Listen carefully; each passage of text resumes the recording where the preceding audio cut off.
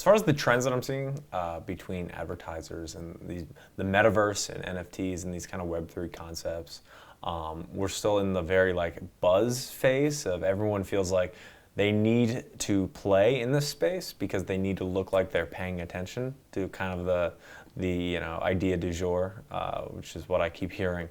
But I don't know if there's actually a sustainable like application of using these kind of tools. We see a lot of one-offs, but not something, not anyone creating something that's kind of sustainable, something that exists on its own. And that seems to be the weird transition we're in now that Bitcoin has lost a ton of its value recently.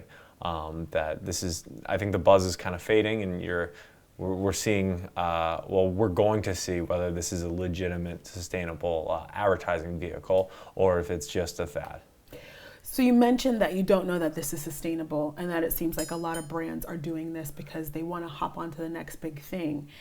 What are you interested in terms of the longevity of Web3 and the metaverse? Is there an intersection with data? Is there an intersection with privacy? Yeah, for sure. Like, I do not care that Taco Bell or Pizza Hut launched an NFT, which, great for them. They should be playing the space, but I can only write that story like 10 times. But what is interesting is trying to figure out what is kind of the next thing. How do we play in the space beyond just an NFT? And one thing that I found is there is like a kind of a resurgence in paying people for their online activity, which is something that was tried in the 90s and tried in the early aughts, but never really caught on.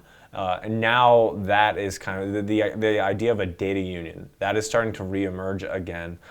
This time, paying people instead of pennies, but paying them in crypto tokens. Is it sustainable? I don't know, but it's interesting to see that that to me was a Web3 idea that is actually something much more than just a brand launching an NFT or something very basic like that.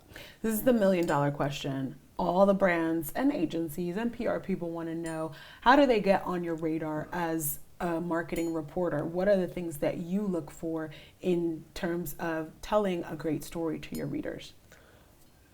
I talk to people all day, all the time. So just introduce me to your executive. I don't really want to talk to a comms person, but I do want to talk to the people that are actually building the products and in the weeds, to try to understand how all these tools work. Obviously, this is like the advertising industry, so I think everyone is lying to me constantly, but I want to talk to people. So as far as being on my radar, send me an email that just says, hey, I like your stuff, I read your stuff, actually read the stuff, and then, if I get that email, I will 10 out of 10 reply. I'm a zero inbox guy, so I look at every email.